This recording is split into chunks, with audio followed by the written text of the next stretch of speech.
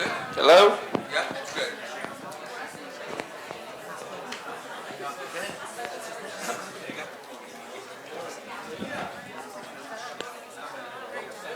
Hello?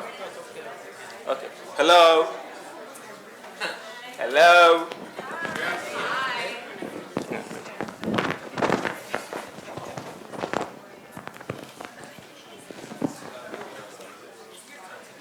Hello? Yeah, better. My name is Obichi Obiajunwa. I'm so happy to be here.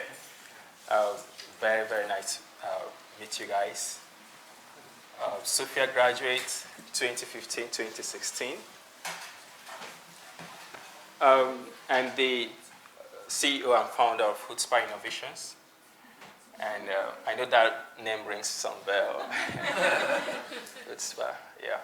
So back in Nigeria, when I say Hootspar, everybody like, okay, what does Hootspar mean? I said, well, Hootspar means some doggedness. It's a word unified in Israel, in Hebrew or in Yiddish, where people say chutzpah, ability to achieve a task, a set goal, some impetus. I don't know the right words really. There's no language that has the exact words to express what chutzpah means in Hebrew, but it's fine. They don't know, so yes. Yeah. So what we do is to promote innovation across Africa. And I'm going to tell you how to do that. Our flagship program is the Young Innovation Leaders Fellowship. So on this platform, we raise some of the smartest talents across Nigeria and Ghana now. We teach them how to become innovators. And this is actually through the principle of personal leadership. Every bit of thing I learned at Sofaer, I'm going back to teach some young talents back in Africa. And I thought that was a great thing to do. As someone trained as a medical doctor, a public health physician, with some advanced training also in public health. But I'm back saying, okay, maybe innovation is the best pitch, the best mission for a place like Africa. I bring you greetings from my family. I have a young wife and a kid that is, a daughter that is 4 months old today. So, she's 4 months old. Hey, good to see you. Hey. He was my classmate. Yeah, good to see you. All right, so, personal leadership is what I'm going to be talking about now. And personal leadership is simply self-authentication, finding your voice, knowing who you are, your real self, emerging. That's what it's about. And I actually think that that is what the world needs today and going forward. And I'm going to be talking about that briefly. And if you're here for an MBA, personal leadership is something you should pay attention to as a principle, because the MBA should be able to give you a platform to emerge, a platform to manifest. You're not here to gain experience or to gain knowledge around finance or economics, because you might as well go do a master's in finance or economics, right? So as you go through this, I hope you get more conscious and intentional about how to manifest and how to solve a problem out there, like Jordan is amazingly doing, all right, using his gifts as a basketball player and as a tall guy too. So yeah, so that's what it's about. And then for me, I had experiences going through Sofaer, which I'm going to try to narrate in 4 levels of learning experiences. First is the physiological state, and then you have the verbal persuasion, mentoring, and personal experience. Who recognizes me here? No, just show your hands if you recognize me here. Oh, okay. Who recognizes me here?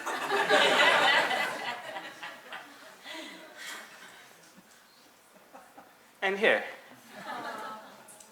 And our graduation day. I know you didn't find it difficult to recognize me in these pictures. that was the same way I didn't find it difficult to recognize my own self, my own voice, and to celebrate my uniqueness, being in the Sofaer class, a class of 35 students from about 18 countries around the world. I found myself uniquely placed. It was just so easy for me to recognize myself. I started for the first time in my life to appreciate my uniqueness, to appreciate my own voice, my core personality. So going through this Sofaer program brought me to a state where I was able to, okay, Obichi, this is you. You're uniquely talented and positioned to change the world the way only you can. And that was the first level of experience I had. I don't know if he still does this, but every year, Professor Moshe, the dean, would tell students, I expect you guys in the next 10 years to make an endowment of $1 million to Sofaer. The funny thing is that 5 years down the line, or 4 years down the line, actually 5 years, because we entered in 2015, 5 years down the line, and I'm talking to some of my classmates, and most of them don't remember that statement. But that statement changed my life completely.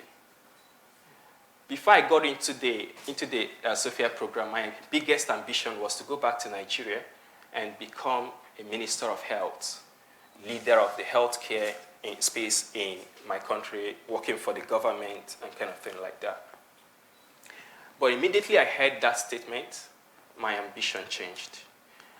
I thought to myself, okay, so if this man expects me in 10 years' time to give out $1 million, that means he expects me to be worth more than $10 million, or at least $10 million, right?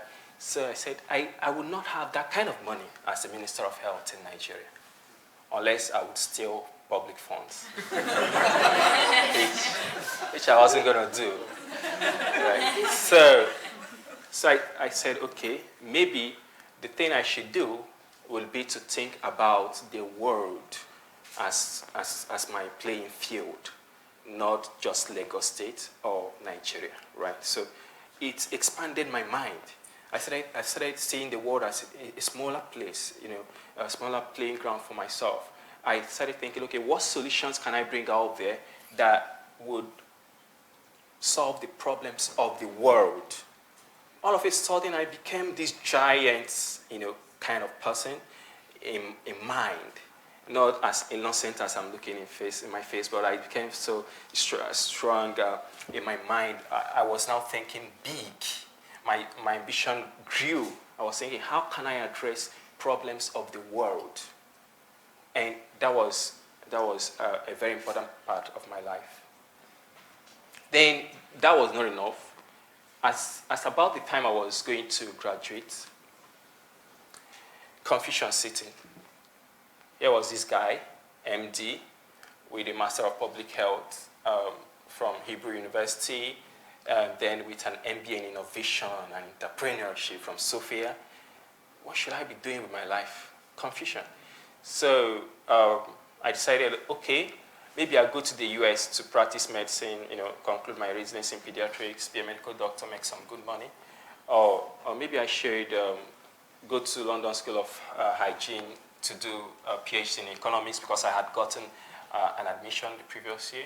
What should I do? I talked to Iris. Iris said, okay, I don't know that these are the things you should do, but I'm going to introduce you to someone that would be of help. He had some kind of similar experience. You should talk to him. So on the 28th, I remember, I don't forget this day, 28th of February in 2016, I was sitting with Dror Pokart at Ramat Aviv Mall, and he narrated his experiences and told me, hey, Obichi, what you need to do, go for your exchange program, either in the US or in China, return to Nigeria. For the first time, I was thinking, it dawned on me that it was even possible for me to go back to Nigeria, right? So I thought about it. He made good points why I should go back to Nigeria, because that's where, okay, the best place for me to start to change the world. That was my ambition. And to tell you that made a great impact. And I went on, it wasn't enough. Delta was the highest point and level of experience for me. Delta Idea Solution Program, which we all know. Delta, you see, at this point, I was about to graduate with an MBA in innovation and entrepreneurship. But I tell you that entrepreneurship was still very theoretical, abstract to me, elusive. I didn't know what's innovation about, right? I had learned the theories, accounting. My professor is here, wonderful man. Consumer behavior, my professor is here.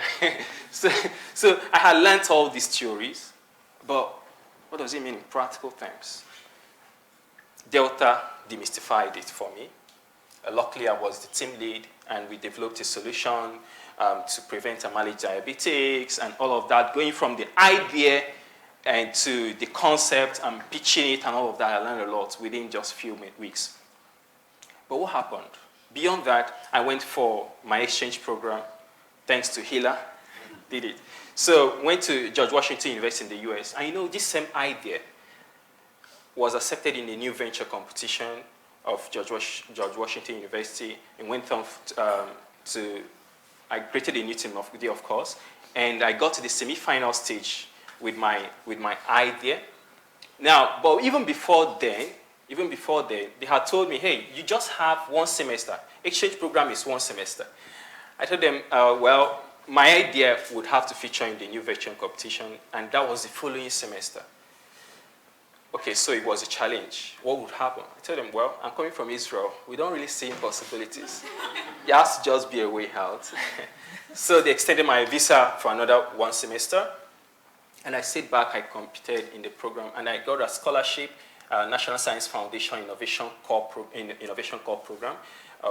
Researchers going into entrepreneurship and all of that kind of program. So that taught me a whole lot more about innovation and entrepreneurship. Went on with this idea, and then I returned to Nigeria. I tell you that experience, idea immersion experience and all of that, got me a lot of insight into myself, into my core self. The whole process was super. And I think it's one of the experiences that I got from Sofaer that that made a lot of sense to me, and that changed my life a lot.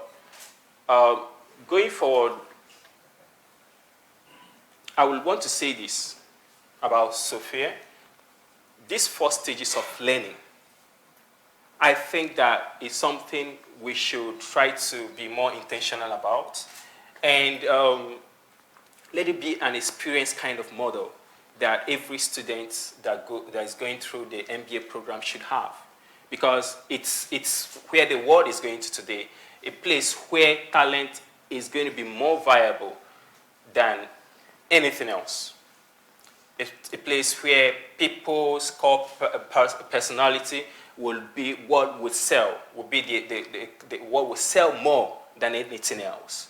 So I think we should pay more attention to those experiences that people will have going forward. So it's a new decade, and I know that we are trying to answer some critical questions. One of which is, what does the future hold? What does the decade hold for us? And I'm also asking those questions. And then one of which is, how will the future change? How will it affect business? How will it affect governance and personal lives? What I see is that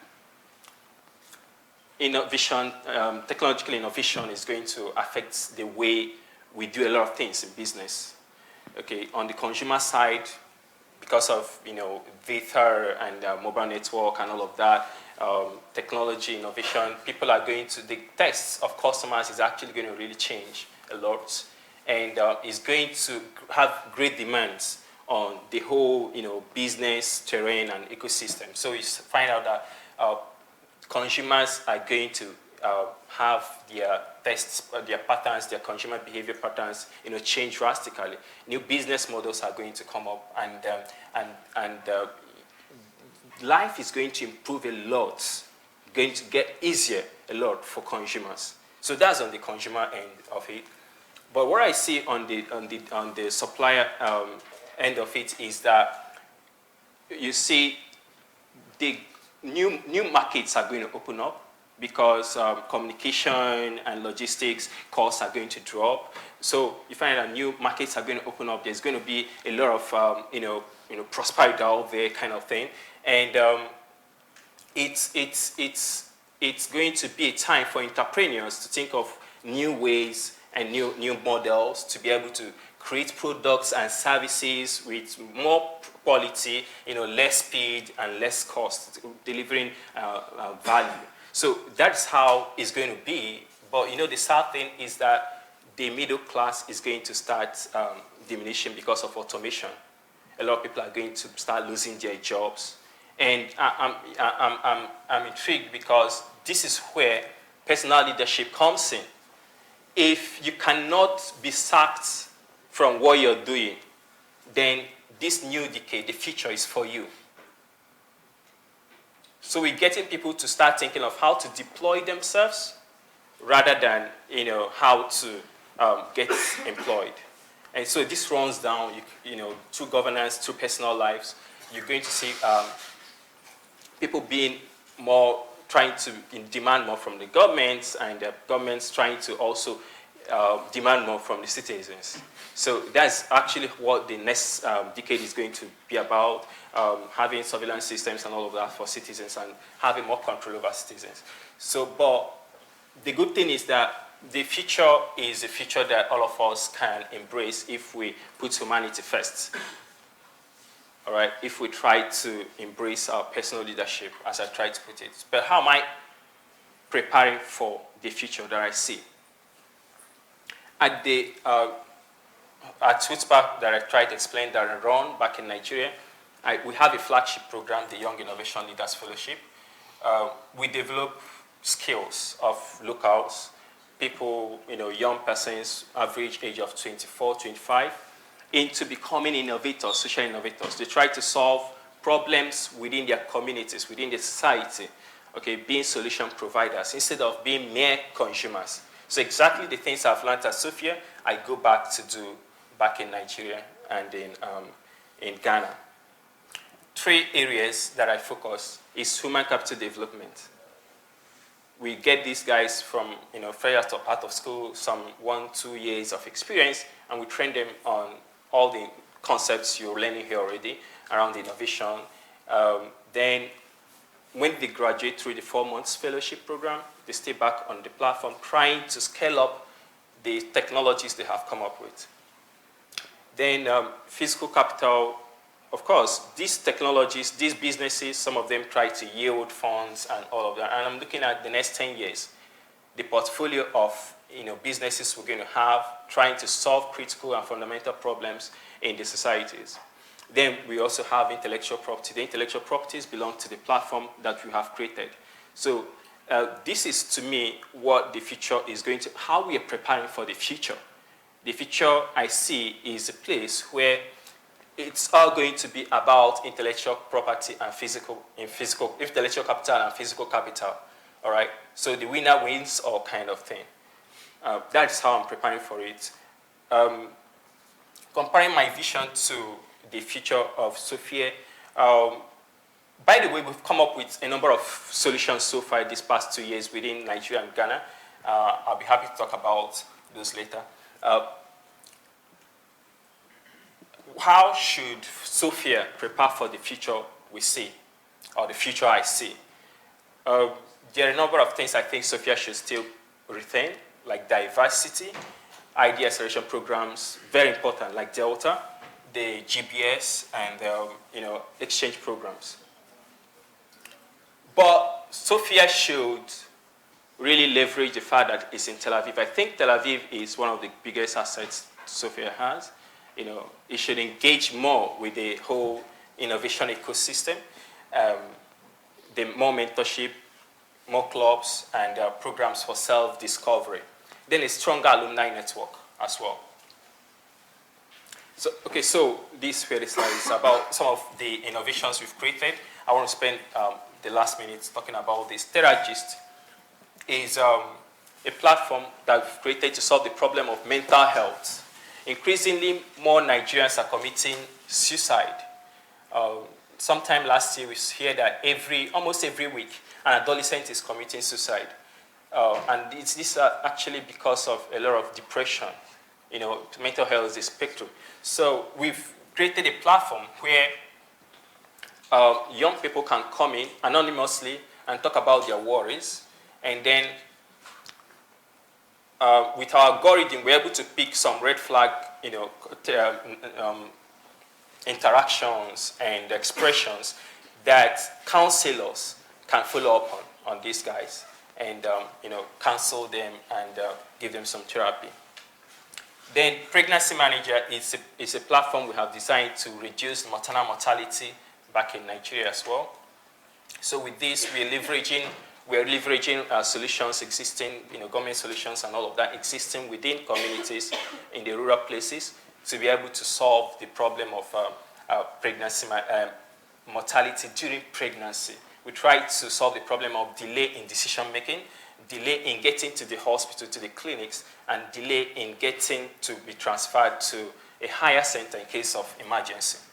Gender Aid is trying to solve the problem of gender-based violence, or violence against women kind of thing. And with this, we're creating a platform to train young people to change their mindsets about what their sexual and reproductive rights are. And we have developed a board game for young girls and young boys to play. So with that, their mindset is changing and is shifting. Altafold is talking about WASH, water, sanitation and hygiene is a solution we have created where we are able to save 80% water. Okay, so this uses 80% less water than the normal WC. So these are toilet units we've developing to take care of open defecation going on in places like Nigeria and Ghana. Now, Winnie Plus is an infant-based formula which we're developing to solve the problem of malnutrition. Okay, 1 out of 3 children under 5 in places like Africa are stunted.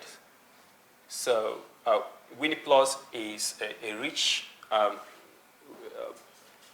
formula that we have created using local cereals, local grains. And it's very rich, and we're able to solve the problem of food security. At the same time, we're able to take care of the problem of malnutrition. Edu Impact uses artificial intelligence to model and design learning spaces for young people to improve their learning experiences. It's a product we're designing in Ghana. So for children, you here in Israel, you stay in classes, in the modern classes and all of that, well thought about and designed. So that's not the case in places like Africa. So this is how we're solving that problem of early childhood learning, early learning. We're designing spaces, giving the needs, specific needs of the children. Agri-trade is just like an eBay for agri-produce within Ghana, where farmers are able to sell their produce to the highest bidder on the platform. Then AutoAgric is a platform where farmers are able to access land for farming. So you want a land, you can go to AutoAgric and you get it to use. My biggest inspiration, of course, is the Israeli story. And that is the story behind my naming the platform I run, Chutzpah. Okay, I've already explained to you what I think Chutzpah is. I think that it's an amazing story that the Israeli people have. A people that within a space of 4 decades gone from a developing country to a developed country. And I think everybody has something to learn from that. So one of the things I picked studying here, I say it again, is Chutzpah. And I think that for us in Africa, for us to move from where we are today to where we ought to be, we need some elements of Chutzpah. And it's my inspiration from that. So my message is just this. Everybody has a role to play in driving the future that we're going to see in the next decade and the upcoming decades. Thank you so much, guys.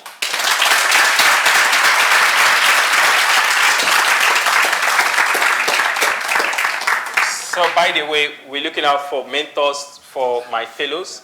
So you can meet me outside after the program if you want to volunteer on our platform to mentor some of the smartest young kids across Africa, Nigeria, Ghana, South Africa, Liberia. We'll be glad to have you sign up. Thank you.